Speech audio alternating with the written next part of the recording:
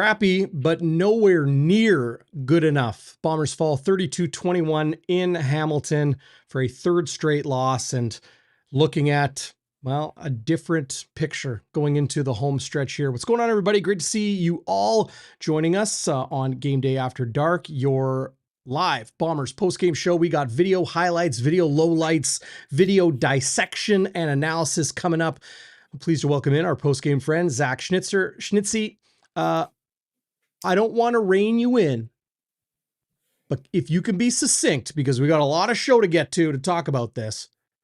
I know you're not a happy man right now. What did you see tonight? I saw perhaps the beginning of the end of the slow decline of this Bombers dynasty in quotes, Darrin. And Zach Collaros could be back next week. Zach Collaros could be back next week, sure. But he might also never play again. We don't know. But that's what I thought the first time he got hurt this year. I want to focus on this game. And all I care about is one decision, Darrin. One. They put out Chris Streveler in the second half. That tells you all you need to know.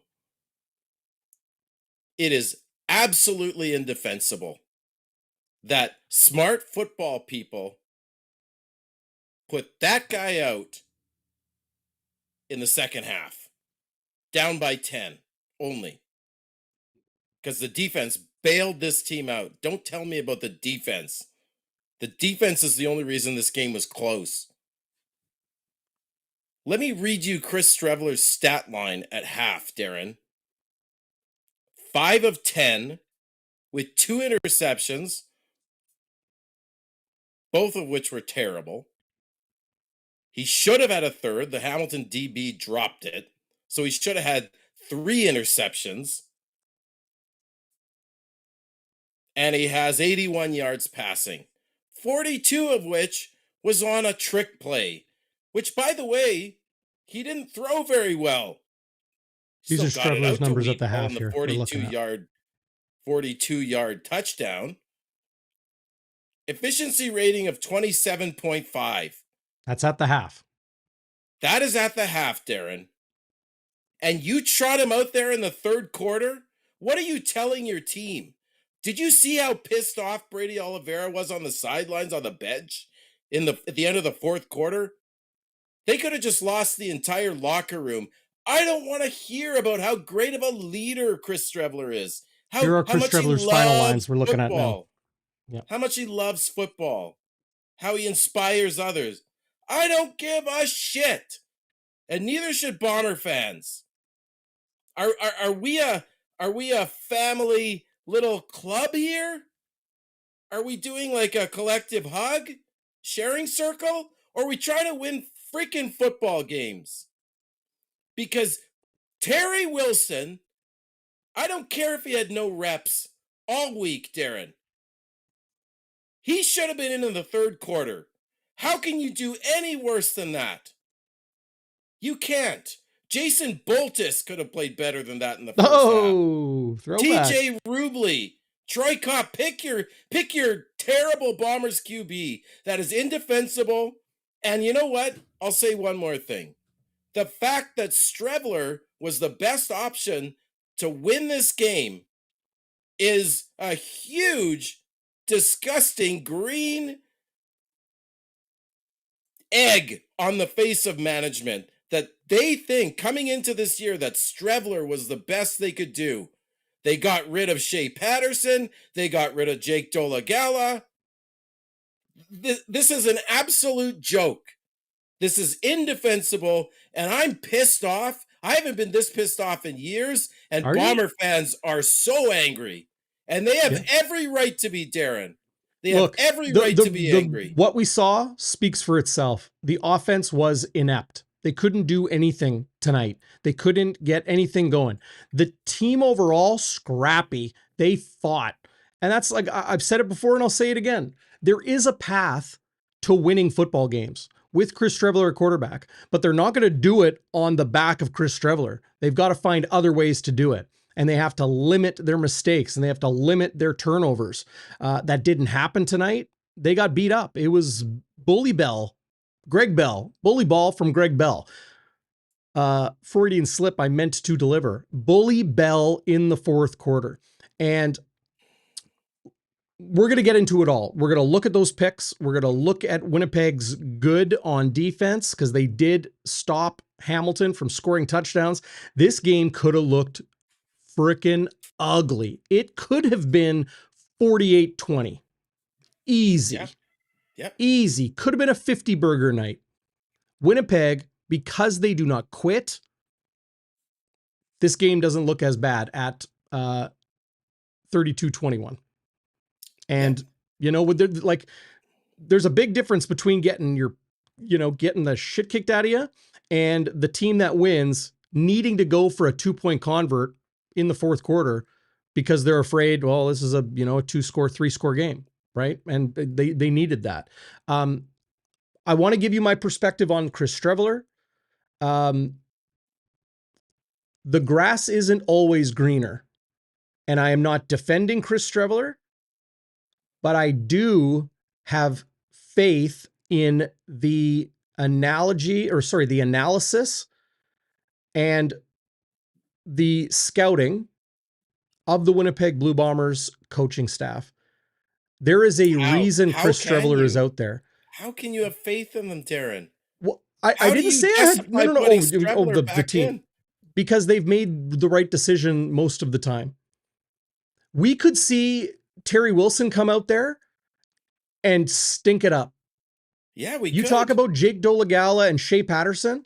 Like 𝙎𝙧𝙧𝙧𝙯 is the third string quarterback in Hamilton. He's running the short yardage. The guy's 6'10". I'm kidding. He's like 6'5", 6'6". Perfect quarterback to have as a third stringer.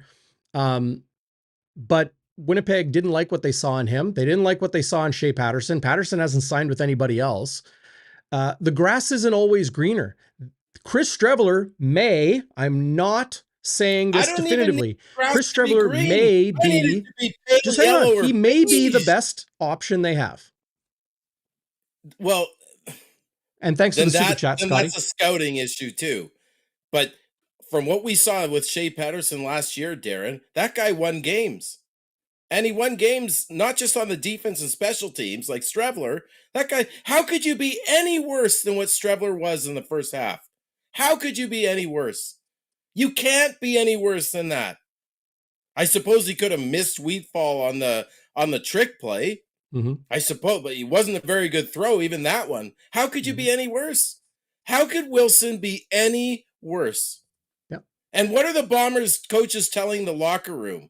Oh, you know what? If you suck that hard, because you love football and you care and guys will run through a wall for you, we're gonna put you out there again? How bad would Streveler have to be? Mm-hmm. He lost them the game, Darrin. He lost them the game. I don't care about the yards, the touchdown drive by Hamilton later in the game. The defense was freaking hung out to dry. They were hung out to dry. They were exhausted. And Greg Bell, like you said, Bully Bell, beat them to a pulp, right? He did. That defense was hung out to dry. What are you telling that defense? Oh, go win us a game, defense. Oh, Vavel, go win us a game on a return. No, in the first half, there were 14 points off turnovers where Hamilton had like a 5-yard field to go. Mm-hmm. They kept Hamilton to 6 points. And at one point, Hamilton was 1 for 6 on second down.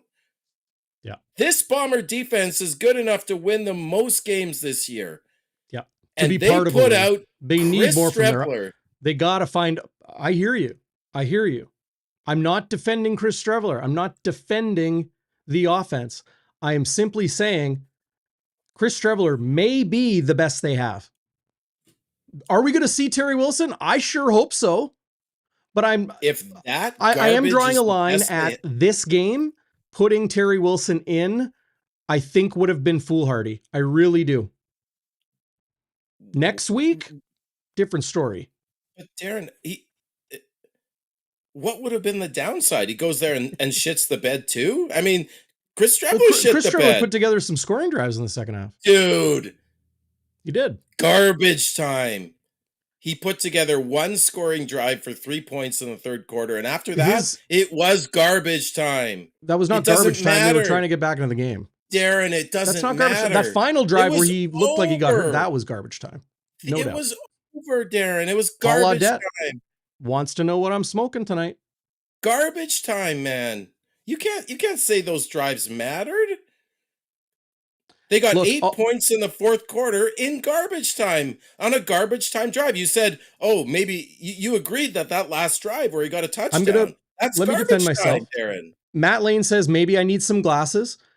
I think maybe you need to check your ears because I never said I like what I saw from Chris Streveler. He was nowhere near good enough tonight. You're defending the fact that he was even in. Can I speak? Thank you. Matt Lane says, maybe you need some glasses. I am not defending what I saw from Chris Streveler. He was not good enough. But it doesn't necessarily mean the grass is greener and that Terry Wilson is going to be this savior. Okay. What could he have been better? Yes. But I also believe that it would be foolhardy to put in an inexperienced quarterback that has not seen second team reps at all this year outside of a couple weeks. Like he had second team reps this week. That's it. Then you really, okay, I'm not defending what we saw tonight. I am not defending Chris Streveler. I want to be adamant about that. But it is different. Like more goes into deciding to go to that third stringer than people think. You've built a game plan, the entire team, 15, 16 guys on offense, because I'm including the backups. They're prepared for the game plan for what they put in that week. And it was geared around Chris Streveler, as it should be. You don't just go, oh, well, he had a bad first half. We're going to put in the rook. And I know he's not a rookie, but he has not started any games. He has not played meaningful drives. He's fresh. He's green. Do you know who else I hope we see him next week. I don't know if we will, but I hope we do. Right? Do you know who else prepared for Streveler?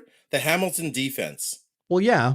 And they had him dead to rights. So you're going to put him back out there? Yep. I know what you're saying, and I don't completely disagree. I didn't say yep, you. Like, yeah, they're going to put him back out there. I don't know.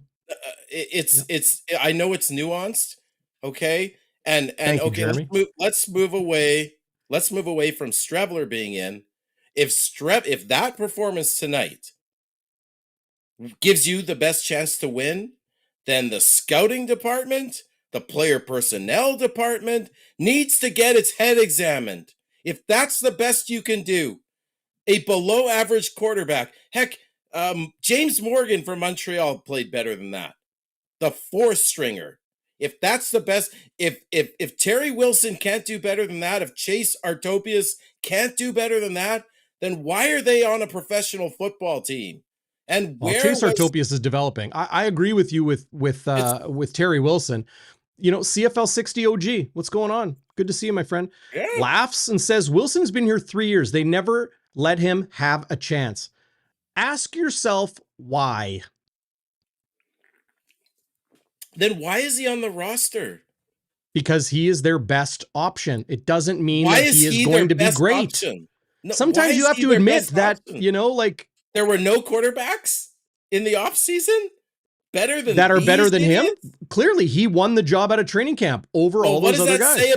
What does that say about player evaluation in this organization? What does that say about player evaluation? If that's the best you can do, and Streveler was the best you could do, and they've seen Streveler start, Darren. Yeah. Chris Streveler, he was 2-0 coming into this game this year. Chris Streveler, and I'm not even arguing with you. I know you agree with me. Week one, it's a crapshoot in pro week football. Week 2 against BC, which was the home opener, doesn't even matter. Yeah, and the second game that he won, it was light up that BC defense too. And the second game he won, it was 2 kick return touchdowns. He won against Toronto 41-20. That was paced by 3 interceptions from Streveler, 1 in the red zone, and 2 Vavel return touchdowns and a defensive touchdown. Dylan Webb, thanks for the super chat, $10. Dylan says, call-ins tonight? Rider fans are waiting for it. Yeah, Thanks, no Dylan. doubt. Thanks, no Dylan. doubt. Is the player pool that shallow? Great question from FW Randall. And if Shouldn't they, like, you'd think, okay, let's go with the fact that Wilson didn't get many reps. You'd think that maybe they'd give Wilson a few more reps in practice because they see how terrible Streveler is. Maybe get him more reps so that you can actually evaluate him. And if he sucks that badly, then why aren't I playing third string quarterback? Like, what are we doing here? This Paul team Audette. has let me just say this, Yep. Darrin. Sorry. Yep. But this team has the Grey Cup on home field this year. They let Kenny Lawler walk. And I know that there's more to it than just letting him walk. They let him walk. They let Liam Dobson walk, and this O-line has not been good enough. It's not the reason they've sucked, but they haven't been good enough. Liam Dobson is one of the best guards in the CFL. They let him walk. And who did they get in return? Dylan Mitchell, who has been absolute garbage. And they signed him before Kenny Lawler. Okay? I know you're ranting. We're talking about quarterbacks. Let's stick with it. Let's stick with it. All I'm saying is there's this management didn't bring good enough players in. They thought that these players would win them games. Schnitzy, I feel like you're talking about Streveler and you're letting the emotions spill now. No, I'm not. I should let my emotions spill out because every Bomber fan is emotional because this is not good enough. Finish my thought. Thank you. I feel like you are now spilling those emotions into and this and this and this. No, I'm saying Streveler is part of a bigger problem. If Streveler is just the tip of the iceberg in terms of poor personnel on this team. Yep. They didn't bring good enough players in, and they let a potential MOP and a most outstanding lineman go for garbage. Yes. They don't have good enough players, Darrin. They're 6-7. They haven't beaten a team over 500 all year. Yes. They're not good enough. It's not acceptable. I'm sorry. It's not. And I'll stop ranting for a minute and let you get a word in, but I'm just steaming. This is not acceptable. Yeah. Not acceptable. No fight on Bonfire tonight. No fight. I don't think you, Schnitzy, you and I do not disagree. You and I do not disagree. Andy Johnson says your rant is fire. Phyllis just got here. Hit rewind, Phyllis. Hey, Phyllis, how you doing? Schnitzer needs a Bluto knockdown. I'm not really sure what that is. I don't want to know what that is because I'd probably be killed. Yeah. Bass Studios gives us a $2 super chat. Says, thank you, Bass. Wilson is a Ray Charles Hail Mary to Helen Keller. That would be Terry Wilson, a Hail Mary, blind to blind. People agree with you. People agree with you. Hashtag Zach rant.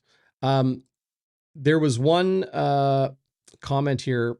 I think I lost it. Well, Barflies wants to know if player salaries are public. No, but they are widely reported. And do you know what, Darrin? Can I just say this? Who are you curious about? Sorry, Sandy, making her cry. Sorry, Sandy. But and the salary cap. Can I just talk about the salary cap? Okay. When your team starts to suck, everything is put under the microscope, as it should be, Darrin. This team didn't spend to the salary cap.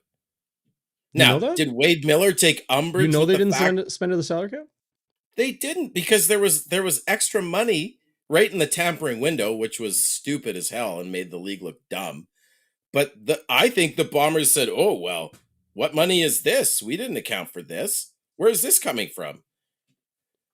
They are hosting the number moved. Yeah. Yes. Yeah. This team is hosting the Grey Cup. Schnitzy, they did spend to the salary cap. They spent to the cap that they thought it was. And then the league's like, well, no, actually, it's different. Yeah, so spend more. Do you think any season ticket holder, anybody listening to this that number changed by $50,000? Hang on a second. That number changed by you're interrupting me now. Dude, you just said something incorrect. Spend that money. That number went up $50,000 like a week after free agency. What are you supposed to do? It was hundreds of thousands. It wasn't just 50,000. What are you supposed to do at that point? Free agency's over. Get Kenny back? Get Liam back? How? Spend that money on who? I honestly don't. I'd have You're to just look saying back and spend that see what. money. They need to on who? I'd have to look back and see which free agents were still available. I'm sure. I'm Well, it sure there wasn't were anybody some. that was going to make a huge difference because it was a week after free agency. They did not bring good enough players in this year, Darren. The O-line isn't good enough. Okay, the quarterbacking, Look, even with Zach Collaros, I disagree and with you someone, there. They lost Zach Collaros to injury. They are Darren, good enough. Yes, they are. They absolutely are. They are a good enough football team. They are a good enough football team when they're healthy, but they lost their best receiver. They've lost their starting quarterback. They lost one of their best DBs. We haven't seen them all year. Nobody talks about Jamal Parker. That's why they're starting all these. That's why they got all these rookies in the back end. And the no, the defense is still DBs playing aren't pretty a good. problem. Yeah, the DBs aren't a problem. But I don't don't know what. start. Look, I think it is. I think it's an emotional overreaction to say that this team didn't do enough in the offseason now that they're not playing very well because their quarterback has been in the lineup, out of the lineup, in the lineup, out of the lineup. Like, come on. Who are their free agent acquisitions, Darren? Dylan Mitchell, who's been Schnitzy, invisible. you and I have been doing this show for a few years now. You remember the conversations we had earlier this season? What was my statement on the team? Yeah, everyone's like, well, they lost Wally roster. and they lost Biggie and they lost. We thought they had a better roster this year. We agreed on that. I still believe that. They have a more talented, deeper roster this year than they did last year. How can you say that at 6-7 when they've lost? I don't care what their record is. Do you care that Zach Collaros you don't care is what injured their again? record is? You don't care what their record is? Dude. The starting quarterback is hurt. Dude, the starting quarterback was hurt and they were only 6-6. That's like saying no matter what happens during the year, their final record is how we judge them in May. What? What are you talking about? Dude, when Zach went down, they were 6-6. It's not like they were lighting the world on fire. Dude, Zach Collaros touchdowns got knocked out of a game interceptions. earlier this season and then played a half of football and left again. Yeah. Dalton Schoen has missed pretty much the entire season. Jamal Parker has missed the entire season. They weren't winning with Zach either, Darren. Dude, you're saying they're only as good as 6-7. You're telling me if Zach Collaros was healthy from week 1 all the way through that they would be 6-7? No way. But they weren't. But Zach wasn't. And that points to another issue with player personnel. But that's not what we're talking about. We're talking about, did the team do enough in this offseason?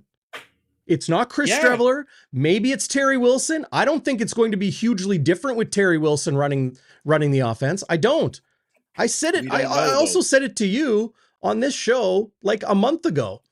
The only way Winnipeg makes noise in 2025, aka wins in the playoffs, is with Zach Collaros at quarterback. It's the only way. You could say the same thing about Trevor Harris and Saskatchewan Roughriders. If they didn't have Trevor Harris, do you think Jake Mayer, they would be a 10-2 team? Because that's what you're saying right now. That's what you're saying right now. They would be 10-2. What I'm saying is two things. What I'm saying is two things. One, it's not like Zach was lighting the world on fire, Darren. But he was getting better and he played his best game of the season in the Labor Day Classic. He was not lighting the world on fire.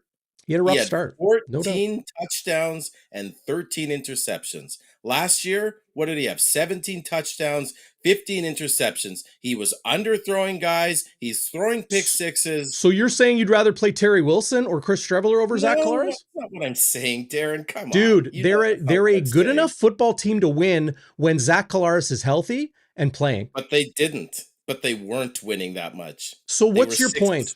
That they shouldn't have had Zach Collaros back? Maybe what were they supposed to do? I don't know. I'm asking you. You said that they didn't do enough in the offseason. What offseason moves would have made made Zach Collaros a better quarterback? Well, maybe shoring up the O-line. Maybe bringing in Okay. good receivers. You let Bringing in Kenny good Lawler receivers. walk, and you bring in Dylan Mitchell, who can't play. Peyton Logan, who they already took off the roster. Mm-hmm. I'm not saying. Guy pulled his hamstring or quad or something in training camp. He missed 2 months. Yeah, but he still freaking sucked when he came in after he healed up.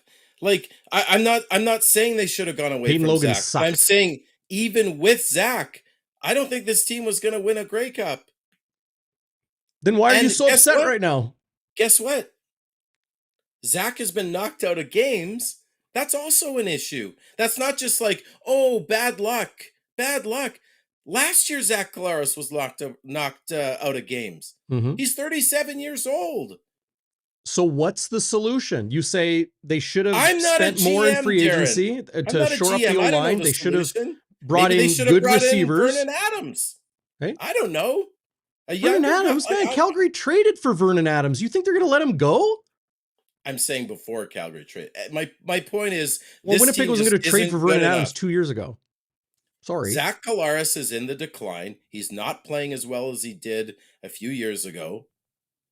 You know, you look back, maybe they should have kept Drew Brown. I totally. When you were 6 and 7. You know what? If Drew Brown was the starting quarterback of the Blue Bombers today, everybody would be saying, this guy's hurt all the time. We should have kept Zach. It's true. You might because be Drew right Brown has about been that. hurt a lot. He's been hurt a lot, which is too bad because that guy can sling the rock, Darrin. Yeah, and you know what? It's too bad that Zach Collaros is hurt. Yeah, but that guy this can didn't sling come out the of rock. nowhere. It's not like Zach Collaros last year was an Iron Man. He got knocked out of how many games last year, Darrin? And then, you know, in the Grey Cup, he got injured too. Want to read this comment from Yakman. Great to see you in the live chat, Yakman. Everybody, live chat is lit, as it should be. It is, you know, it's game day after dark. Yakman says, Darrin, as a season ticket holder, I made a 3-year commitment to get Grey Cup tickets. The expectation was they would bring back a top team, so we had a chance this year. This team isn't good enough. I agree this team is not good enough, but I also am steadfast in what I saw this offseason and what I said at the beginning of the year. This team put together a roster that was better than last year, and they got to a 5th straight Grey Cup last year. Things have not gone their way. Okay? Injury, performance. No, I agree with you. Zach Collaros was not beating the world this season, but he did play his best game in the Labor Day Classic, and they lost on a 2-point convert. And then he gets hurt in the Banjo Bowl the next week. A 3rd time he's had a head injury. A 2nd time where a shot to the head or neck or whatever has kept him out of the lineup. This team will never make noise without QB1. It's that we can agree on. Yeah. Well, I don't think you and I disagree. I think you and I just see the reason why they're here today differently. What say you in the live chat? A lot of people think I should continue to drink whatever's in my cup here. What is in your cup? Straight vodka? Ooh, smooth. Do want to mention big thanks to our good friends at the Silver Heights restaurant. They are the spot. You guys got to check it out. Are you looking for legendary ribs and steaks in Winnipeg? Hit the Heights in sunny St. James. Silver Heights Restaurant and Lounge serves up your favorites. Mouth-watering seafood, hearty Canadian classics, and a cozy vibe. This is a family-run Winnipeg institution since 1957. There is Tony and JC you just saw there. 3rd generation. Dine-in, takeout, delivery, free parking, great beer selection in the lounge, which is Winnipeg's original sports bar. They called themselves a sports bar in 1957. Watch the Jets, the Bombers, NFL, and more. Their monster screen and multiple TVs. Open late. Silver Heights Restaurant, 2169 Portage Avenue, just west of Assiniboine Park. Order, book, find out more. SilverHeightsRestaurant.ca. You can find them on Instagram as well. Tell them the Bonfire Boys sent you. There's a shot of the Silver Heights Lounge. Milt Stiegel Drive, signed by the Turtle Man himself. You can see the Bombers flag and lawn sign, and they got jerseys up on the wall, photos from years gone by. Very cool atmosphere there. Go check out the Silver Heights restaurant. Big supporter of us here on Bonfire Sports. We've got Walby's Warrior, Westwood Wide to the right, our game balls, our happy honker, and what am I always feel like I'm forgetting one when I read through them. Westwood Wide to the right. Yeah. Walby, Westy. You keep the notes so tidy in our shared notes folder, Schnitzy.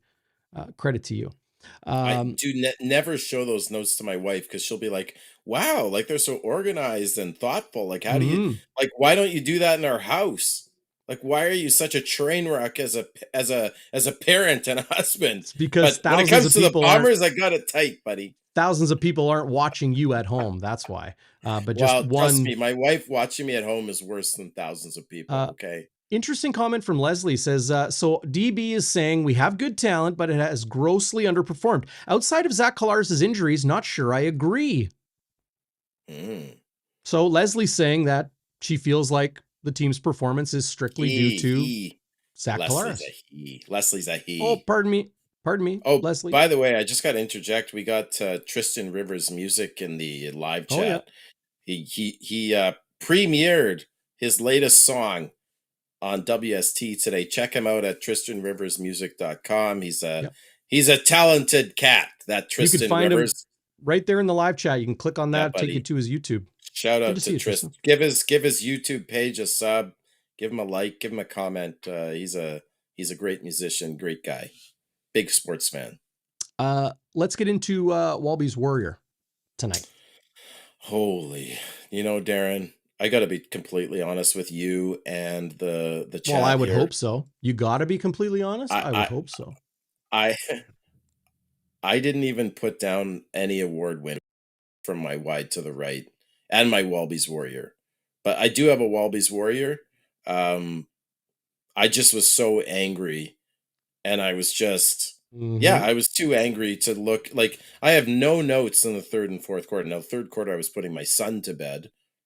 I gave him some melatonin. It's safe, folks. But I was like, you got to go to bed, buddy. He was out in like 5 minutes. It was great. Important details. Yeah. Darrin, my Walby's Warrior is none other than the dearly departed Ted Goveia.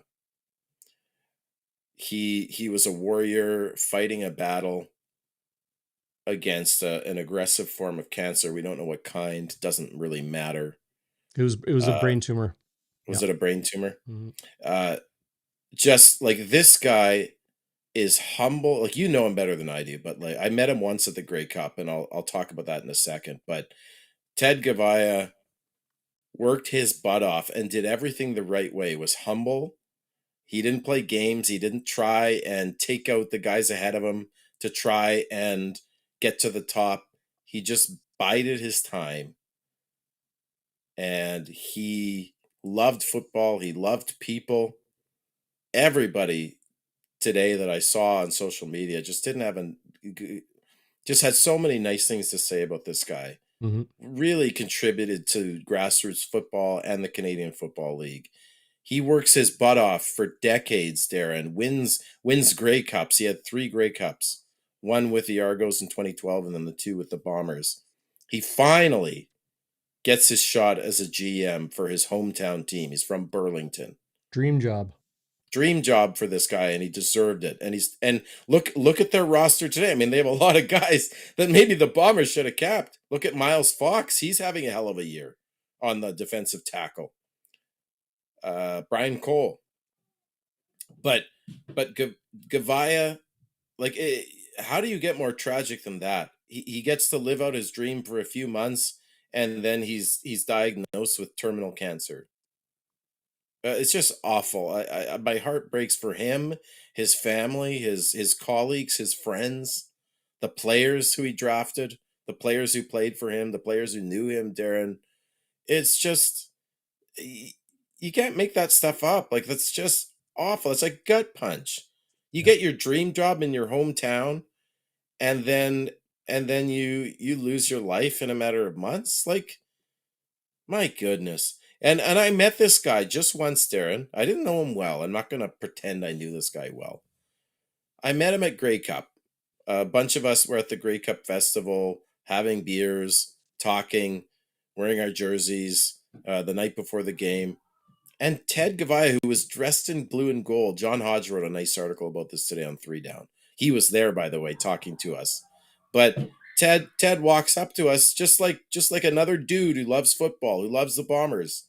You would have thought he was just another fan, albeit a really freaking smart fan and a really nice fan and a humble fan. And that's what he was. He was a fan of the game. He was a professional, he was an expert, but he was a fan too. And you could tell. And he talked to us for like a half an hour, Darren. And then he had to go. He shook all our hands, looked us in the eyes, smiled, thanked us for coming. Like, a guy, it doesn't always seem like guys like that just have the worst luck. And this hits home for my family. We lost my mother-in-law last year to cancer. She just was about to retire at the age of 70. Huge Bombers fan. It's awful.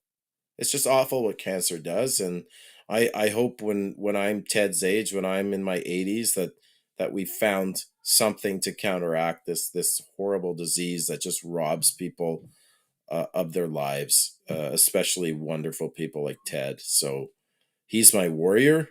Love it. And I hope well said. I hope we as football fans and media members continue his legacy by being humble and kind and working hard at our craft. And shout out to Ted. Rest easy. You'll be missed. You already are. Well said, Schnitzy. Well said. I didn't know Ted super well, but similar to you, our paths crossed a couple times, and incredibly kind man, great sense of humor, like really great sense of humor.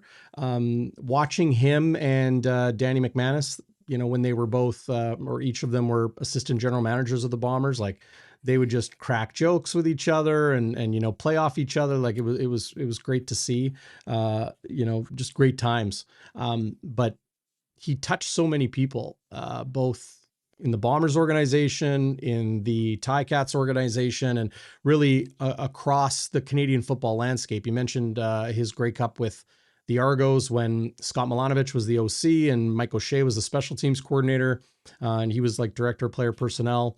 He was a head coach in U Sports at UBC. People in the media, all of us that work in this game, whatever our job is, it's because we are fans at the core, right? But he loved Canadian football, and will be sorely missed. I tweeted today, just kind of as a second thought after I, wished him and his family the best. It's that Ted Goveia will be remembered as an architect of this golden era of Winnipeg Blue Bombers football, dynasty or otherwise, going to 5 straight Grey Cups, winning 2, ending a 29-year Grey Cup drought, being a dominant football team that wins double-digit games every season for the better part of a decade. Ted's fingerprints are all over that. But whether it's Ted Goveia or,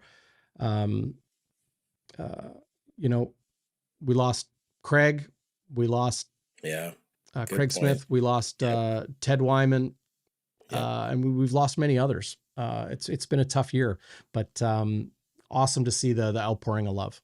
Yeah. No doubt. It goes, like you and I can get into some heated debates and get things fired up, and people could, tell me that, they don't know what I'm drinking or that I'm delusional. I don't really understand that. I don't know what I'm delusional about, because I think the Bombers roster is good enough to win when healthy and performing well. Either way, those things can happen. And it just puts it all into perspective, that in the end, we're just a bunch of people that love football, and we hate to see us, hate to see one of ours go so soon. Yeah. Yep. I Absolutely. I'm not going to add a Walby's Warrior. Ted is incredibly deserving of that, and he's our Walby's Warrior tonight. Shifting gears, you got a Westwood wide to the right. I have a feeling where you might go. Darrin, of course you know where I want to go here. Trotting out Chris Streveler in the second half, for those of you who missed my rant, I say it's indefensible that Streveler was trotted out there in the second half after the first half stats he put up. Basically threw 2 pick sixes, getting Hamilton 14 points. Should have been picked off a third time. Had 5 completions for 81 yards, 42 of which came on a trick play, which he almost botched. It wasn't even a good throw. There's no sugarcoating how bad he was, Darrin, in the first half. And you could argue that maybe he still gave you the best chance to win, but then you got to ask yourself about personnel for this team. Personnel, about player evaluation, whatever.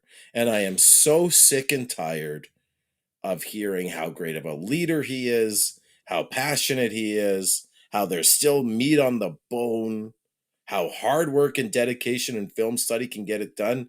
No. Sometimes you're just not good enough. Sometimes you are just not good enough. I can say, oh, I'm a great dad, but I could be, golfing every weekend and not spending time with my kids. But that one night a week, I make a real good spaghetti and I play with the kids. We play Uno till the wee hours and I put them to bed and my wife has a bubble bath. But if that's once a month, who gives a shit? Streveler is not good enough. I'm sick of it. I do not disagree with you. Can I be clear? No, I know you do don't. not disagree with you. But you know what, Darrin? But when what it makes me wonder, mm-hmm. we've talked about, sorry, I cut you off. Let me just say this. We've talked about, a lot of people in Bomber Nation rant about O'Shea's loyalty to players. And I've always pushed back on it because I've always believed in the pillars of Mike O'Shea's locker room, the culture. Guys love football. Guys love their brothers. Guys have fire and fight and FIFO. Okay. But I'm sick of it. I'm sick of hearing about it because I am now wondering, waiters, I have to wonder if this organization, if the Canadian Mafia prizes relationships over results. That is what I'm wondering right now. And that is my wide to the right. Yeah. I lost my train of thought. Because you were so captivated by my second rant. Yes, I was. Third very rant. Captivated. No, you said that you're tired of hearing about his leadership. I'm tired. I'm tired of it. I don't care. I would rather have an asshole in there who can win games. I will be perfectly clear. I do not disagree with you. But when it comes to the decision to start a player and they say his leadership, what are they supposed to say? He's got great intangibles, but I don't know if he's good enough. We're going to try. You understand that like public relations is a thing and that the Winnipeg Blue Bombers are a business, a community-owned business. You, me, everybody out there, you all own a little piece of this. You do. You own a piece of the Winnipeg Blue Bombers. They just opened up nominations for the board of directors. I actually was like, I should be on that board of directors. Go for it, Schnitzy. Go for it. Can't wear your chain in those meetings, though. Maybe you can. I don't know. I'll just chain smoke. Yeah. Like, what do you expect them to say? They're going to talk about his strengths. They're not going to talk about his weaknesses. I know, but you're tired of hearing it. I'm tired of hearing it. You know what? It would be one thing if they said those things and he was winning some games, but they always preach it. They always talk about it, and I'm sick of it. But if you guys think they're too loyal, I mean, because we're asking, what's Chris Streveler bring? We like this about him. I pushed back on the loyalty thing because they've they have parted ways with older players recently. Look at Adam Bighill. Now, maybe they did it a couple of years too late, but Well, that's the thing. There's always going to be an argument, right? It's like, well, the Bombers are too old. That was yeah, 2024, and guess what? They got to the Grey Cup, yeah. right? No, they're the And third let's oldest keep team in in the mind league. the Bombers didn't like the Bombers got upset in the 2022 Grey Cup by the Argos. They got Yeah, upset in the 2024 Grey Cup and the by 2023. They were sorry favorites in all those 2023 games. by Montreal, right? Yeah, And they they were got favorites upset in last year. 24. They got Yeah, they were the favorite going into those games. yeah, Yeah. yeah. And don't even get me started on the Grey Cups because No, we're that not. deserves its own show, Darren. Yeah. Don't get me started. A little piece You of owe me me a Grey Cup dies. show. You owe me a Grey Cup Yeah, post game show. I do You totally owe me owe one. you a Grey Cup show. I hung you out to dry in 2023. I had too many beers and I was too angry. I bet you Yeah, it's more the I'm latter. I don't sorry. think it had anything to do with the beers. Here is Chris Streveler's interception on Winnipeg's opening drive. And I know this is one Oh, you did not like at all, Schnitzy. This interception by Jamal Peters, like he read this like a book. yep. And I don't think it's game plan or play call or anything like that. I think this is just a very, very ill-advised throw by Chris Streveler. Very, very ill-advised. Jamal Peters is so far upfield, he's past the receiver. He has to reach back to pick this off. Did Streveler think that he was going to throw the ball between Peters and the receiver? Like, I don't get it. That was such a weird football to throw. And like, that's an awful mistake.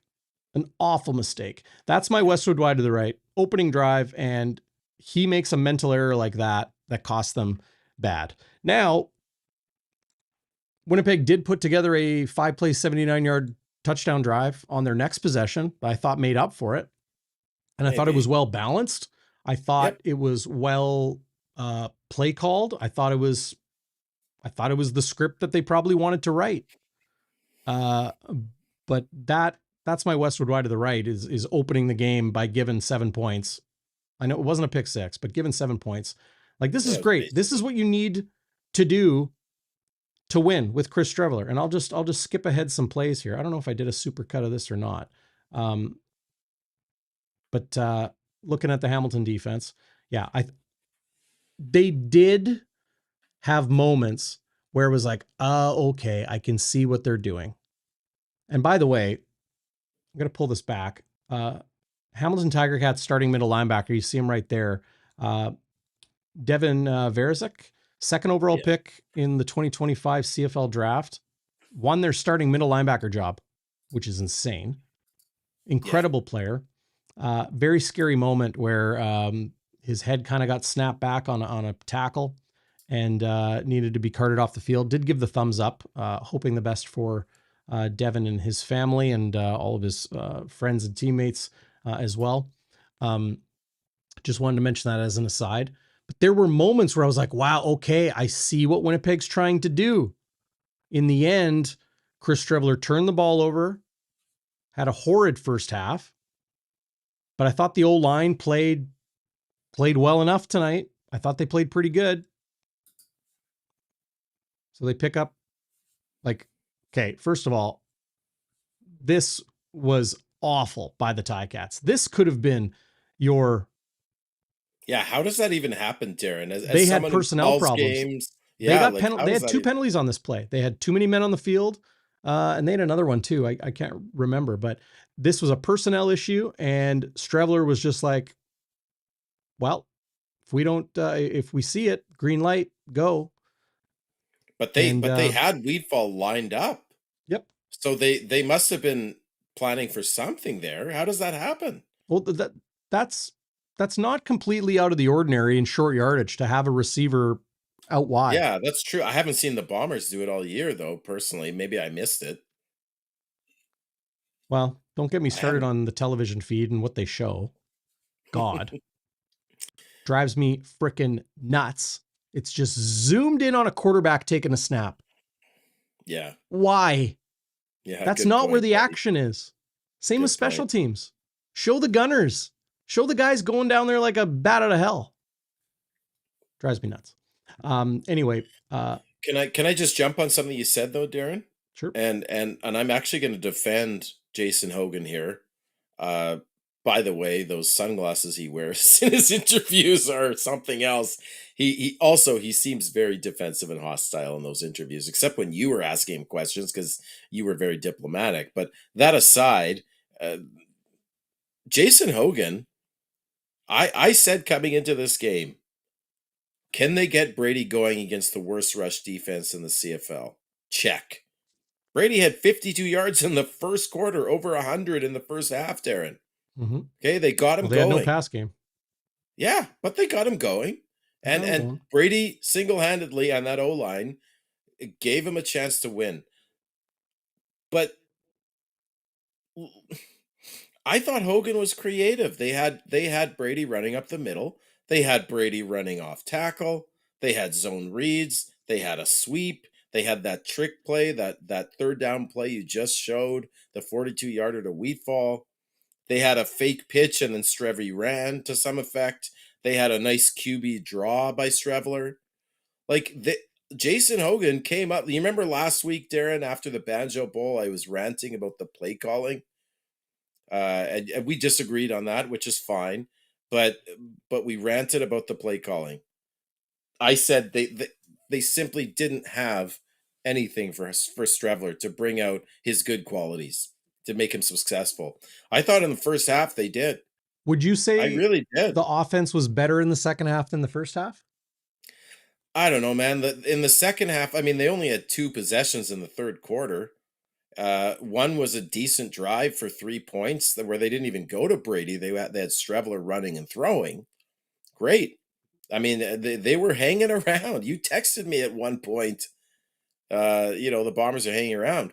Now, I don't know what to make of the second half, Darrin, because honestly, like they were just, I don't know. I don't really care what they did in the second half. I mean, you could argue that Hogan maybe didn't make good adjustments because they only scored 3 points in the third quarter.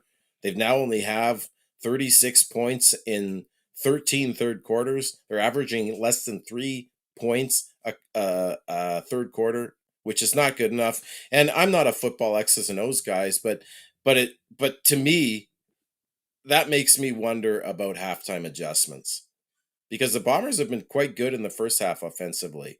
And from what I've heard, a lot of OCs will script out the first 10 to 15 plays. Oh, yeah. And those plays are often working. So credit to Hogan there. But in the second halves, the offense is doing nothing except for that garbage time touchdown drive, Darrin, at the end of the fourth quarter. That means nothing. I mean, Hamilton's just giving you the sticks. They don't care. They just don't want to get injured. But it wasn't good enough in the second half. But I have a hard time defining that as a Hogan issue versus Streveler just can't throw the freaking ball. He just can't. How Ryan big Freeman of a says, sample size do we need? Bombers' best chance is Chad Kelly. That ain't happening. It's not happening. Maybe Nick Arbuckle though, Darrin. Maybe Nick Arbuckle next year. You know, I heard Hammy and Huss talk about it on CFL 110. Why would any team they're not going to trade anybody to the Bombers. They're sick of the Bombers. An MOP candidate not gonna to another team? Why? Not going to happen. Why would you trade Chad Kelly? No, it's why? not going to happen. No. Why? People, yeah, I don't know. Gets me a little bit. Call me delusional. No, it's silly that no team is going to trade. Like no team is going to trade. I mean, Toronto is in the hunt at 4-8. They're absolutely in the hunt, Darrin. You look at Montreal throwing up all over themselves. So let's look at the CFL standings before we get into our happy honker and our game balls. Yes, sir. Where are we here? Sorry, guys. Here is your East Division standings. Hamilton Tiger Cats improved to 8-5 and have 16 points. Montreal 5-7, yet to play this week. Toronto 4-8. Ottawa 4-8. You say that Toronto's in the hunt at 4-8. Well, Absolutely. if the fourth place team from one division is better than the third place team from the other division, there will be a crossover. And if Winnipeg can stay ahead of Toronto and Ottawa, Winnipeg is 6-7. Is that right? Yep. Yep. They're 6-7. Yes. If they can stay 2 games up on Toronto and Ottawa, then we're talking. We're talking a crossover situation. But I will say this once, and I will say it again and again and again and again. The Winnipeg Blue Bombers will not win in the playoffs with Chris Streveler or Terry Wilson or Chase Artopius. Not this year. I don't know enough about Chase Artopius, but the guy, it's his first year in pro football. He's been on the practice roster. Like, people that think, well, they just go to the next guy and go to the next guy and go to the next guy. Like, experience does matter. And look, I also hope we see Terry Wilson at some point. I'm skeptical we'll see it. That's not my decision or what I would do, but I'm skeptical it'll happen. I sure hope it does. Ryan Friesen, ultimate Bombers fan and troll. Terry Wilson will get us to the cup. I mean, I'm here maybe for a red a solo troll, cup. man. Yeah. I'm here for a troll tonight. I need a troll. Yeah. Backcountry shit talk. I like that. Like TikTok. Shit talk. Backcountry shit talk says, Bauming, what happened to Next Man Up? Yeah. Can anybody in the chat tell us what happened to Streveler at the end of the game? Ryan Friesen saying he was limping bad. We didn't see it because we were already trying to get on air, and the game was over anyway. But I didn't see the end. I don't know if Streveler got hurt. Yeah, who knows? He might have just been like, it's the game's over and just kind of down and frustrated. Andrea says, try Zach Collaros at the offensive coordinator position. I watched something on YouTube yesterday about this. There are some guys, like they were talking about Mike Vrabel, the linebacker for the New England Patriots, and worked his way up to being a head coach with the Patriots. And that was, you see some football players and you're like, that guy is built to be a coach. And other players, not so much, right? Like Wayne Gretzky, Michael Jordan, the greats weren't meant to be coaches. Some of them tried, weren't meant to be coaches. Yeah, and Dylan mentioning here, reports are that Chris Streveler is hurt. I don't know what reports those are. That's a report is different than somebody said. But I digress. The difference is when you're a player, you work till 4 or 5 o'clock and then you go home to your family. When you're a coach, you work till 11:30 p.m. and then you're back there at 7 a.m. And you do that every single day. And you might get a Friday. Well, in the NFL, they play on Sundays. You might get a Friday, you might get a Saturday off. In the CFL, you might get a Wednesday, you might get a Thursday where you can go home at 5 o'clock because you've done all the work for that prep week and the game plan is installed and the guys have practiced it and you've had all those meetings. But coaching is not the same as playing. There's more of a difference than just the physicality of it, right? It is probably twice as many hours minimum. So a lot of guys are like, I don't want to coach. No, thanks. Yeah, it's a lot of work. It's crazy. It's crazy the grind that these guys, the grind is. Cliffy D's got it. What's going on, Cliff? Hey, shout out. Alouette's Flight Deck. Flight Deck, great show. Reports equal, trust me, bro. Like that. Can I just read?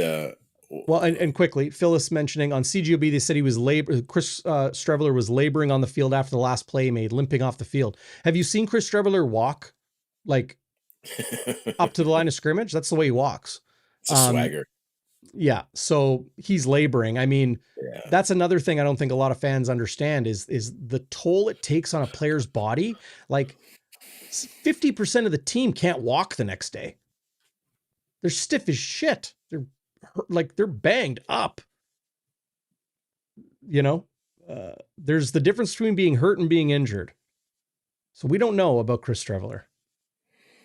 Yeah, to me, the microcosm of the whole game was when they were down 19 points with like 2 minutes left, and I believe they were 2nd and 18 after Strevy got sacked after he had a fake handoff to nobody. Nobody was there in the backfield, so I don't know what he was doing, and then he slips and falls. I don't know what was going on with the. This isn't really a big issue or something to talk about, but bears mentioning how many guys slipped and fell tonight.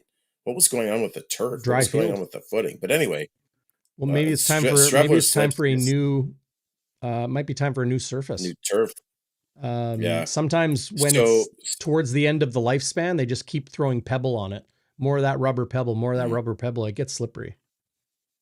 Yeah. So I think some of that rubber pebble got into the coaches' heads tonight for the Bombers. Maybe they inhaled too much of it.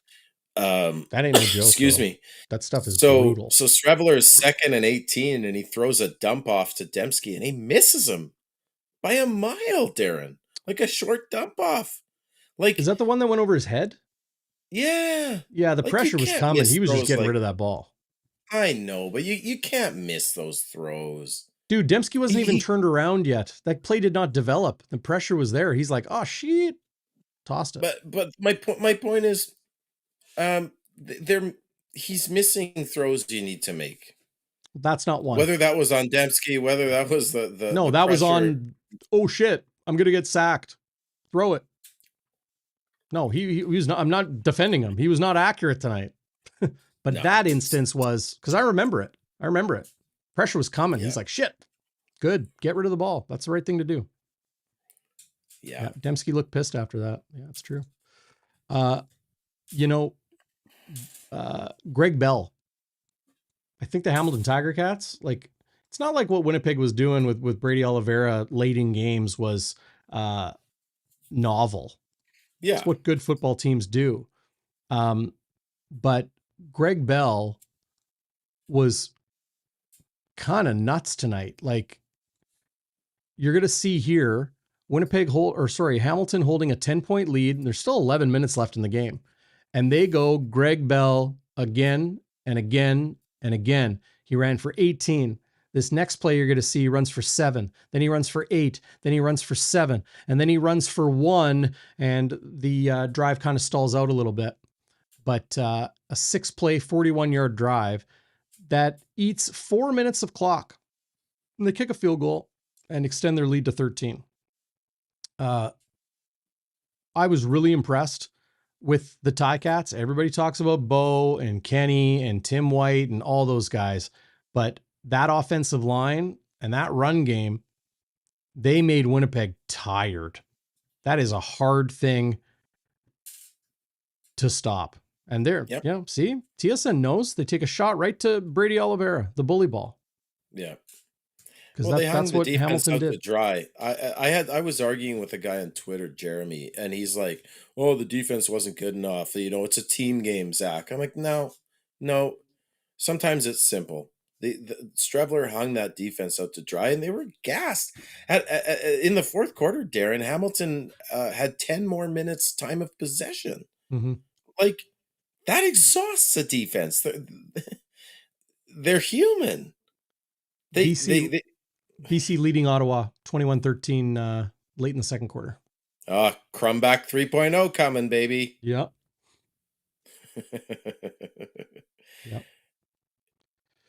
Do you got a happy honker tonight, Schnitzy?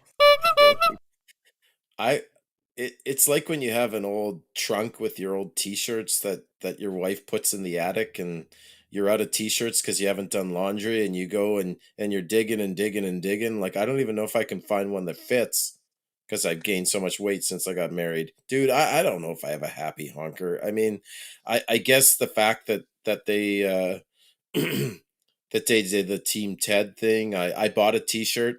I guess I'll say that. They made these beautiful t-shirts for Ted Goveia, Team Ted. You saw the O'Shea wearing one, the Mike Miller, some of the Bombers coaches. And they made a Tiger Cats one. I bought one.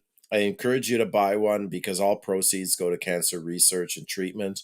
I thought that was cool that they did that and made those shirts available to fans all over Canada. Mm-hmm. And I will be proudly wearing that shirt, even though it's Ticats colors. It's obviously Ticats, but I don't, as far as I know, I don't think the Bombers have a Team Ted shirt available. If they do, I'll buy one of those too. So just check out the Hamilton Tiger Cats website and or follow them on social media. Check out the links.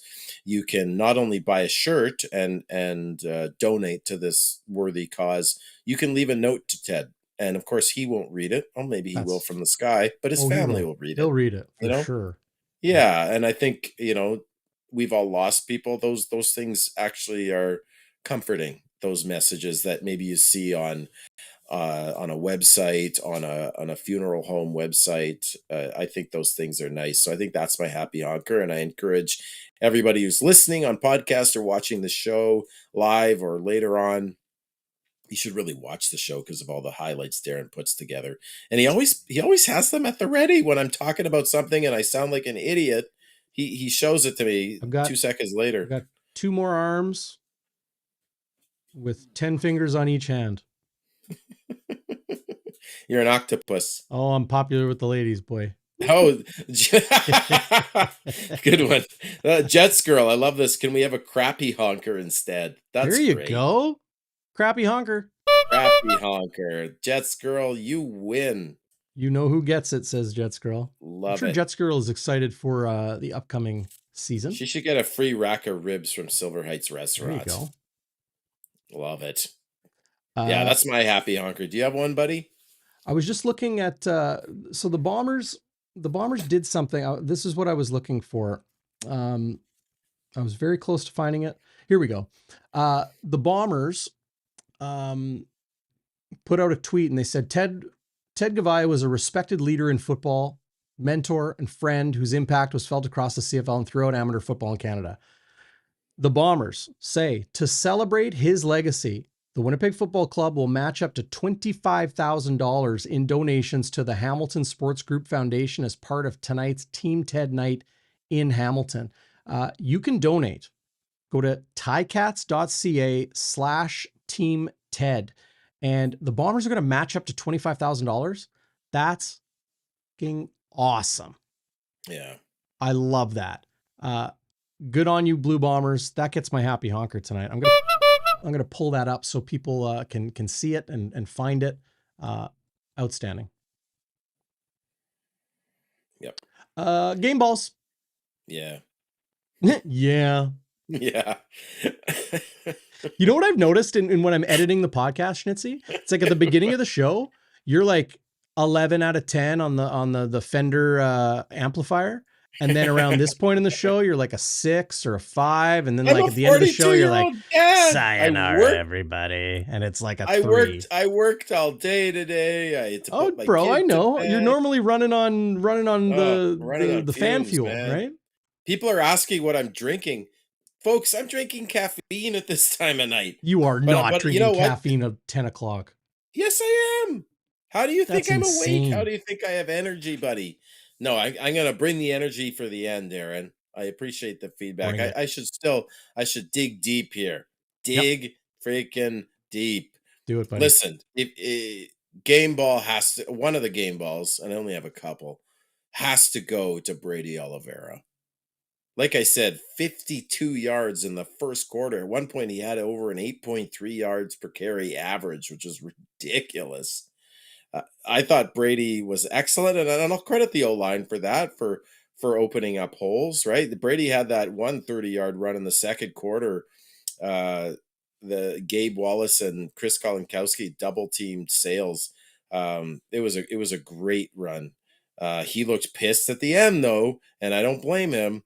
But his stat line at the end of the game, Darrin, if I could just pull it up, 15 carries for 116 yards. Most of that in the first half, 7.7 yard average, that large or long of 30 yards, 3 runs of 10 plus yards. So I think Brady came to play. He gave them a chance to win. He also had how many receptions? He had 4 receptions for 35 yards, including 2 second down conversions, 32 yards of yak, and Brady eclipsed 5,000 yards as a Bomber, only the 7th Bomber to do so. He only needed 26 tonight, Darren, and he got a total of 116. Well, total yards, he actually had 151. So I thought Brady was the bell cow. No knock on Greg Bell. He was also a bell cow. But yeah, I loved Brady's He was a game. bull. And Bull shout in out the to China shop. the O-line. I didn't think Streveler had a ton of. It's hard to evaluate the O-line's protection today because of how Streveler threw the ball, but they opened up holes in the run game, which I thought was good. And I'll give my other game ball, Darren, just to the entire defense. I've been talking about this for a while, and I really am sick of people ragging on the defense. This defense, aside, like, Chris Streveler effectively threw 2 pick sixes in the first half. Thanks, Chris. Right? That first pick, they were on the 7-yard line. They get a touchdown right at the beginning of the game, Darren. And then that second pick to 𝘎𝙤𝙤𝙧𝙨, they were on the 15. I mean, they hung the defense out to dry. Other than that, they kept, and until the end of the game when they were bloody exhausted, they kept Hamilton to field goals. You texted me at one point. They're hanging around. The defense is keeping them in the game. The few even on some second and shorts, they kept Bell when the game was in the balance. They kept Bell to short gains, so they had to kick short field goals. So I thought the defense was fine. They did more than enough to win. Retta Cramsey had 8 defensive tackles. Tony Jones adds 3 more. He has the second most tackles in the CFL. Does Tony Jones? So I thought if you just look at the defense, they allowed 10 of 21 on second down, which is pretty good. 3 of 5 in the red zone. 2 of those red zone plays were from the doorstep. So this is insane. I think the defense did fine. Look at the net offense. I know. I was just looking at that. Can't always trust the numbers. Winnipeg was better on second down than the Ticats. They were 100% on third down. Winnipeg's defense played okay. Winnipeg couldn't hang on to, so that's a thing. Sometimes when your offense is that bad, the defense can play good and still allow 30 plus points because you're just not killing the clock. You're just not possessing the football. You're just not winning the field position game when you have the football. Yeah. It says a lot. That's interesting. Speaking of your volume going from 11 to 3, T-Will must have been on the Bonfire bus in the 1930 crew. Schnitzy likes to peak early. Bart, brilliant, who sat right behind you and I on the bus. He did. Bart, Schnitzy needs a few more Fireball and Jello shots. Mixing it up. They're so right. That's a happy honker right there. That is a happy. Thank you, folks. You made my day with that, Bart. Lots of garbage yards. That's great. No doubt about it. No doubt about it. It was a lot of garbage yards for the Bombers tonight. In the end, they lost the turnover battle 2-1, and they couldn't do enough when they needed to. The offense was not good enough. What is this? I'm going to make some sense all of a sudden. So let's talk about this, okay? A lot of people are saying, like, I'm out to lunch, I'm doing drugs tonight, this, that, the other. Listen to what I say. Don't just go, he's arguing with Schnitzy, he thinks the opposite. No. Read my lips. The offense was nowhere near good enough tonight.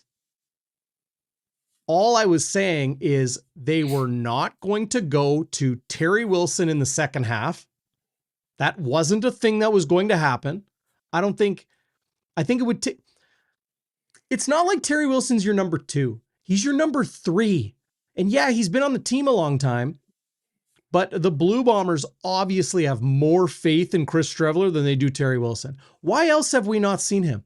Why else? We didn't even see him in the preseason much. And he didn't look good in the preseason either, I may add. Big surprise. Sometimes you just don't got the horses. And for those that are saying that I'm out to lunch with the roster, okay, like if Kenny Lawler and Bo Levi Mitchell were hurt, would the Ticats be in first place in the East? I don't know. The East is pretty bad. The East is pretty bad, but they're 2 games above 500. So how good is that team? New general manager this year, the late, great Ted Goveia, architect of the Bombers' golden years. It's first year. Right? Now, Winnipeg has been trying to get to a 6th straight Grey Cup. And I feel, coming into this year, I like the Dylan Mitchell signing. Has he performed? No. Okay. Jamal Parker. I liked, before I get to the defense, I liked Dalton Schoen over Kenny Lawler. We talked about this on the show last week. I talked about it with Walby too, here on Bonfire. Coming into this season, Kenny Lawler missed 8 games last year. He missed 6 the year before and 6 the year before that. Dalton Schoen played every game his rookie year, missed 2 games in his second year, and then missed all of last year. I'm taking Dalton Schoen. I think he is a better fit in this offense. I feel like he is a better connection with my starting quarterback. Like, again, I'm talking as if I'm the GM, Zach Collaros. I like that decision. Gabe Wallace, like Liam Dobson, leaves in free agency. Got a big frickin' pile of cash. Good for him. Winnipeg's paying Stanley Bryant. They're paying Pat Neufeld. They're paying 2 right tackles. They got Eric Lofton and Kendall Randolph. Those guys are not new dudes. They're not making league minimum. And Chris Kolinkowski got a raise. I know there's a lot of criticism there, but Liam Dobson wasn't going to be the center. Tuieli, they're paying him too. So that's the offense. You know, you add Dylan Mitchell, who is it a bust? I wouldn't call it a bust, but it definitely hasn't worked out the way they wanted. And then you've got Jamal Parker injured. Who else? Who am I forgetting about? There's always a guy that gets hurt in training camp and you totally forget about it. Cody Case broke his leg. Eric Lofton's on the 6th game, right? They're down to their second string right tackle, as I mentioned. Terrell Bonds, Jamal Parker, yeah. Jareth Stearns, great free agent signing. I love that free agent signing. He's been very good. Yep. He was good. Yep. Hurt. Hopefully he can come back soon. Right? Like Terrell Bonds, done for the year. Another starter. He's going to be your boundary corner. Well, it was going to be Jamal Parker. Jamal Parker, safety, who knows. But they've lost a lot of dudes. I'm not blaming this season on injuries because I think that's kind of dumb. But it's definitely a factor. Performance is a factor. And going from your quarterback is suspended week 1. So then you start your number 2 and you get a win. And then your quarterback comes in week 2 or week 3, game 2, because they had that week 1 bye and doesn't play particularly well. And he's had some bad games and a lot of interceptions. And maybe some of those are on him. Yeah. Maybe some are on other players. Sure. But I feel like Zach Collaros was playing his best football despite suffering a pretty nasty neck injury. Could have been a concussion. You can have a concussion in your neck. You can. I digress. I thought he was playing very well. Like, watch the Labor Day Classic. Zach Collaros looked like the Zach Collaros we've all come to know and appreciate. That's the Zach Collaros. Like, when I'm watching the Labor Day Classic, I'm like, oh, the Bombers going to turn their season around with a huge win in Regina? And it didn't happen. But then he got smucked hard. Yeah. In the Banjo Bowl. But he wasn't exactly playing great in the Banjo Your season's Bowl. off the rails. Big time. He wasn't playing super great in the Banjo Bowl either, Darrin. He threw 2 interceptions that really killed the Bombers there. Yeah. Yeah, I'm trying to think about those interceptions. What were those interceptions? Well, the first one, it looked like him and Ontario Wilson maybe weren't on the same page. and Sales easily picked it off. But the second one he threw into like double coverage. Wilson wasn't even open. That really was a momentum killer for the Bombers. I'm not saying if Zach Collaros stayed in that game, he wouldn't have won the game. It was a winnable game. But can I just say one thing about Kenny Lawler, though? Shoot. There's lots of context. And yeah, it's not fair to just say, oh, we should have kept Kenny. Maybe they didn't want Kenny.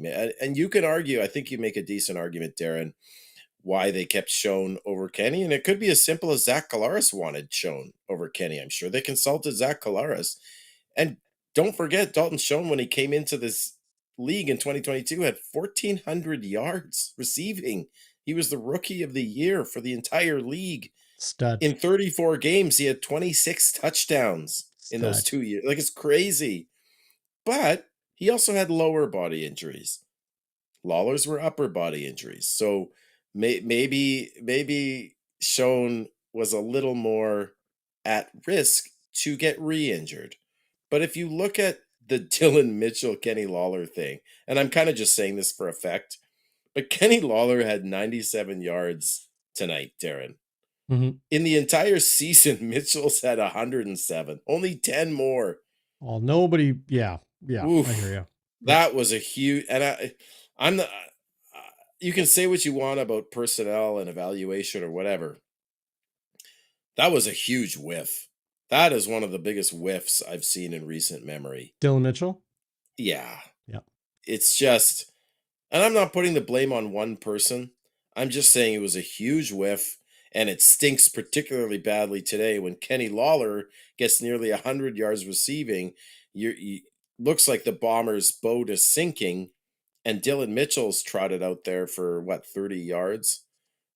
It's not a good look for this team.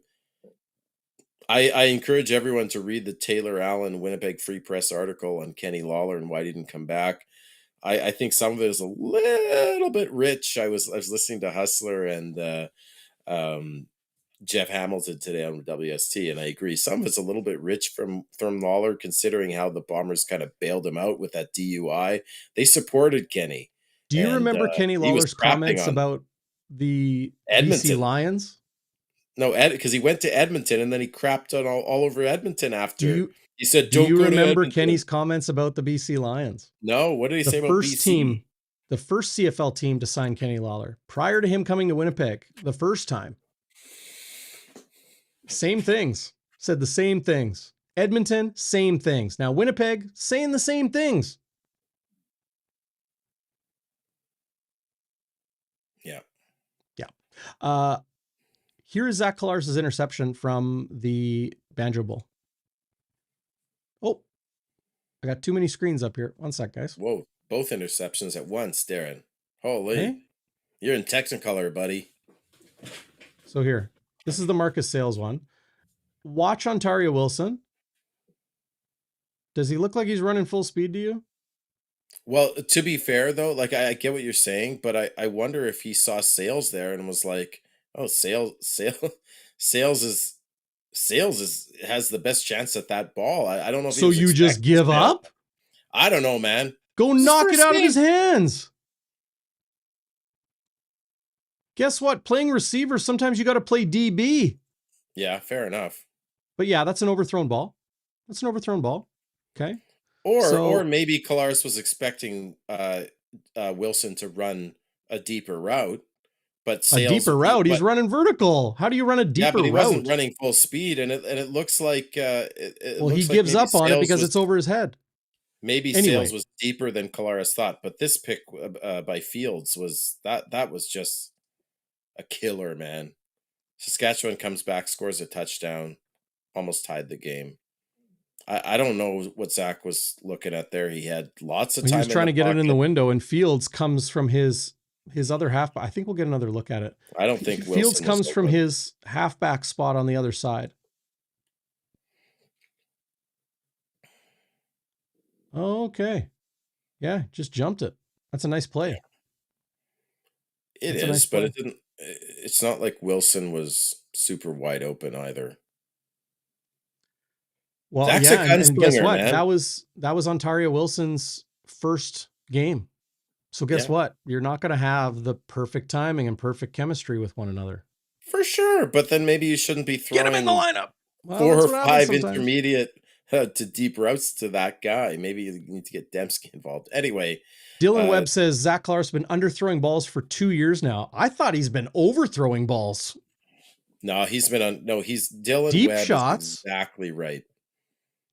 But what did we saw there? We saw a deep shot. It was overthrown. Yeah, although the whole his arm strength. That's so stupid. That's so stupid. I watched this guy in practice.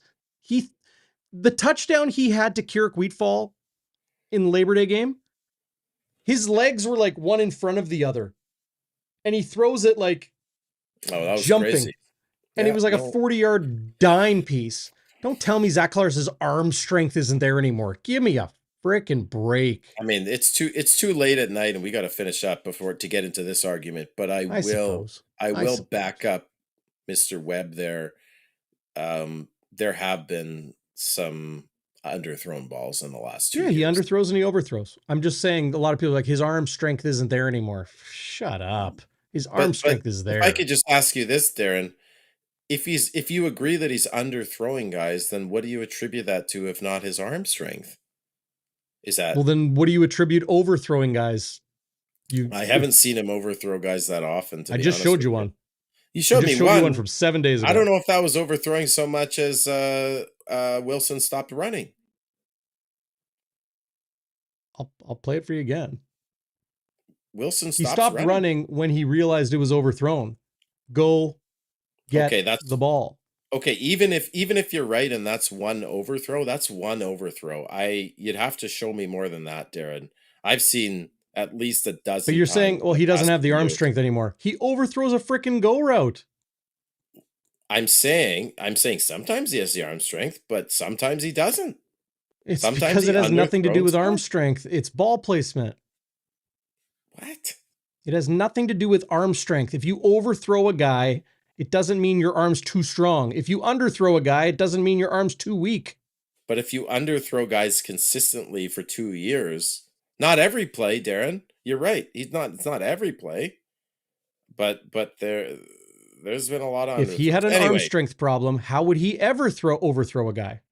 I got to think of a rhyme to finish this off. We can pick this up next time. Yeah. What's your game ball, dude? What's your game ball? I appreciate you having these highlights, though. That's awesome that you picked them out of a last week's game when we're talking about this week's game. Kudos. Well, yeah, we're talking about Zach Collaros, baby. We're talking about Bombers quarterbacking. You get a game ball. I give a game ball to here, I got it here. One sec. I thought he made some good things happen tonight. Yes. I'm giving a game ball to Jaden Woodby, Blue Bombers weak side linebacker. He got a lot of snaps in the second half. Saw him a lot. Again, hard with the TV broadcast and what they decide to show. But I'm giving a game ball to Jaden Woodby. How you like that? Who? I love it. They're going deep there. Going deep. Jaden Woodby. He gets one tonight. So and game ball to Ted Goveia, of course. Yeah. A collective game ball.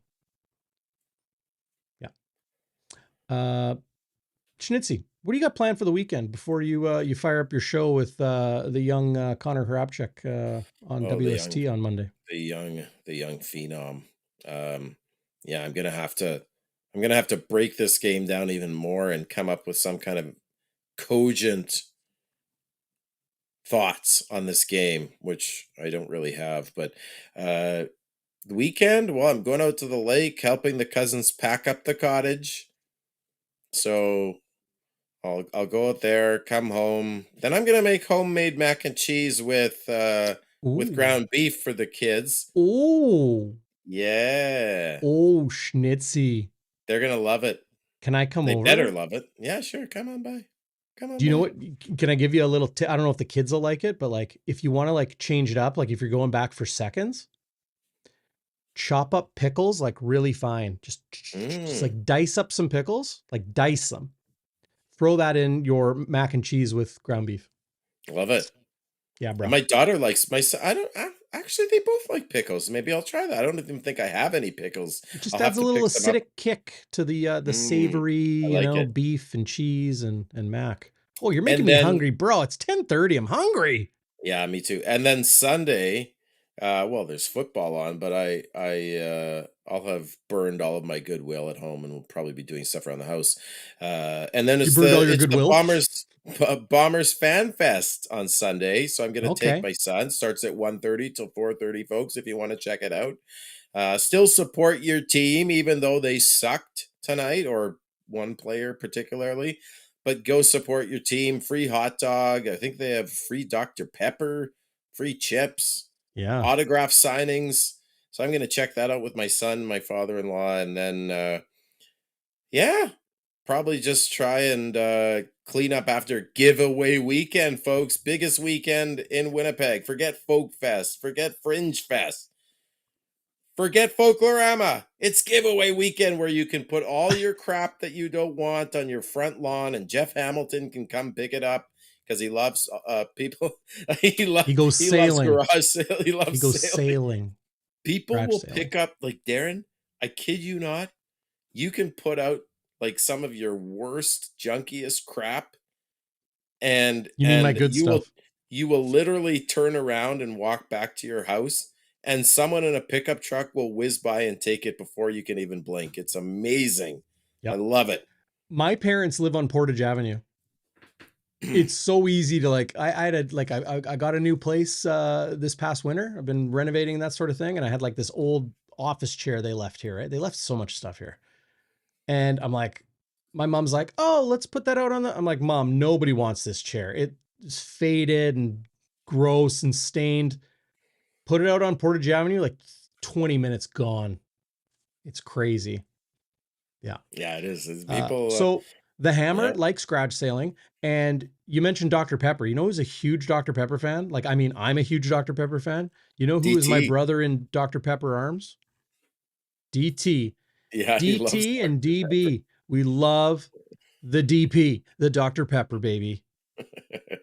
Don't clip that. Is that Don't what clip you're that. doing this weekend? Oh, you got a Rifles game this weekend, or what do you got No, going on, Rifles are on buddy? the road. I got some Jets to do. Yeah. NHL.com. I don't know if I'll get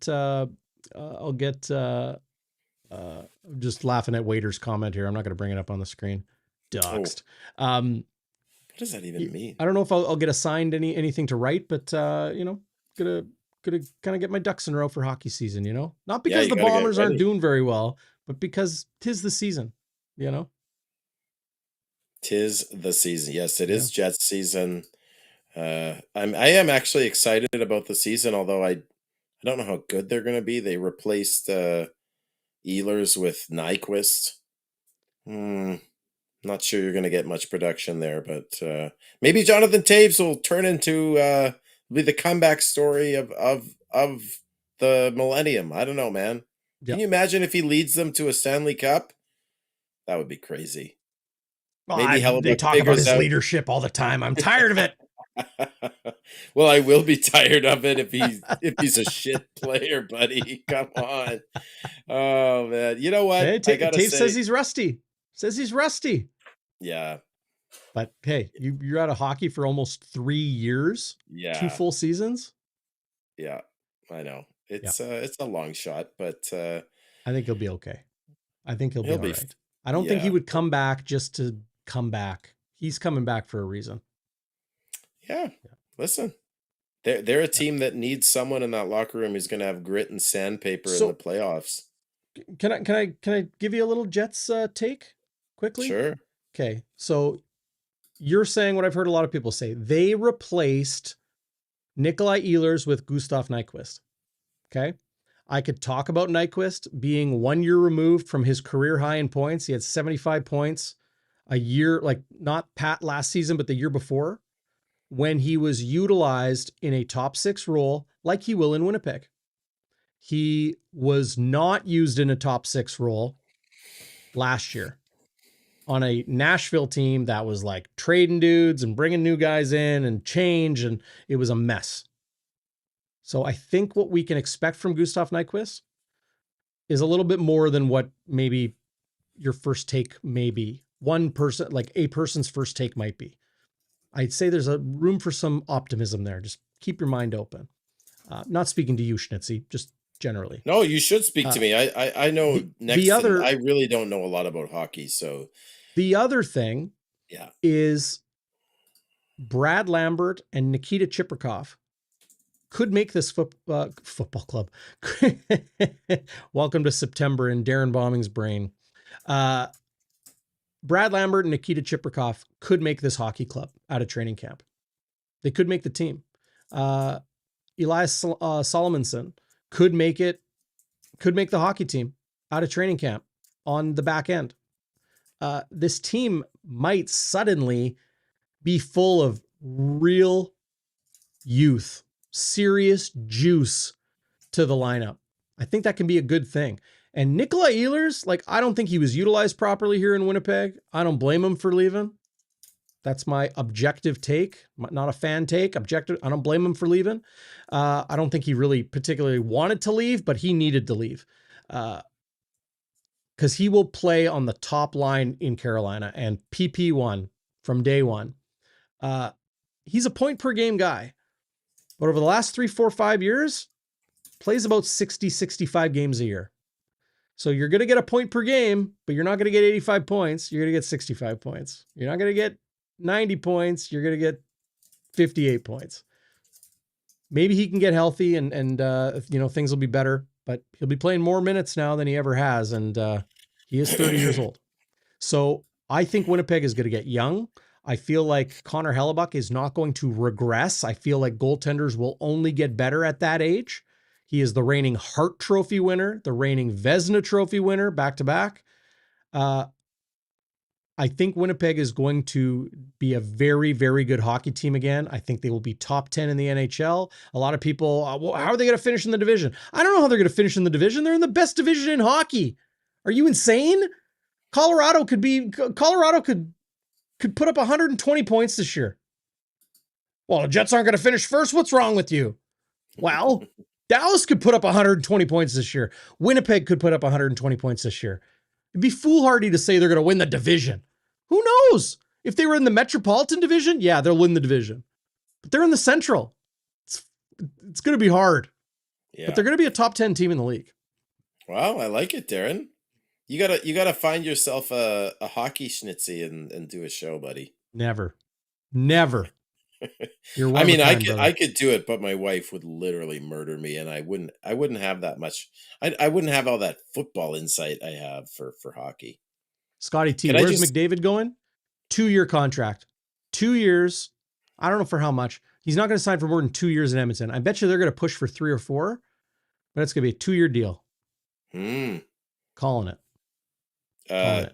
Waiter says we're going for another hour. I don't think so. Waiters love it. Listen, can I just say things are not looking good in the West Division for the Bombers, folks. Sean White just kicked a field goal. It is 31-13 for the Lions. Nathan Rourke is 17 of 21 for 274 yards and a touchdown and two touchdowns on the ground. Like, yeah, I don't see another could be the best player in the league. Could be, and they're going to be tied with the Bombers. Now the Bombers hold the tiebreaker. They've already played their 2 games, and Bombers won both. But it's not that far off to think that the Lions could easily pass the Bombers. And then you're looking at crossover. But then you have Edmonton coming on, Darrin. Mm-hmm. Edmonton tomorrow is playing Toronto, a 4-8 team. As great as Arbuckle is, they're a 4-8 team. You see what Rankin's doing, the running back for Edmonton. They could easily be 6 they could easily be tied with the Bombers. Again, the Bombers have a game on them because they beat them, but they play Edmonton soon. That could be huge. You said 4-8. They're 5-7. No, Toronto's 4-8. Edmonton's 5-7. But if they beat Toronto, both Edmonton, BC, and Winnipeg will be 6-7. Mm-hmm. Crazy year. Yeah. Here's the schedule upcoming. BC beating the pants off Ottawa right now. Dustin Crum struggling, 164 yards passing early in the third quarter. Edmonton at Toronto, Montreal at Sask. Davis Alexander screwing everything up in the East Division this year. Yeah. Shouldn't have put him in. Hamstrings, baby. Don't rush him back. Yeah. I don't want to go on about injuries anymore anyway. Chris Vermette, crossover will be easier anyway. That's what they say. That's what they say. Scotty T wants you to do the 6-7 meme. Maybe you got a rhyme for 6-7. 6-7 meme. What's the 6-7 meme? 6-7, 6-7. It's a thing the kids do. Oh yeah, I'm sorry. Your daughter's not old enough yet, and be thankful. Yeah, I'm too much of a loser old dad to know that stuff, but I'll look into it. Yeah. Oh, I like that. Okay. The crumble and the crumb back. Schnitzy, as you always do, sign us off. Bombers heartbreak tonight. 32-21 loss in Hamilton to fall to 6-7 on the season. Whew. They've got work ahead of them, including this coming week. Travel to Ottawa on Saturday, September 20th. That's Winnipeg's next game. Chris Walby and I will fire up the pregame show, as we always do, live here on the channel on Friday afternoon, 3 o'clock. And then you and I will do, as we always do, our post-game show, Game Day After Dark, here on Bonfire Sports. Yes, I'll be bringing my little guy to that game because it's an afternoon game. Hopefully the weather holds up, and I won't be giving him a whole bag of mini donuts just to make him stay, Darrin, and because last time he puked in his bed. So it was great. Great I dad moment. I have to reply to this. I'm sorry. Ash says, I can't compare hockey leadership to quarterback leadership. I was joking. Making fun of Schnitzy's comments earlier, saying, I'm tired of hearing about leadership. I'm not making that comparison. But fitting, it's Ash, because my response to that is, yeesh. Yeesh. Okay, Yeesh. What do you got, Schnitzy?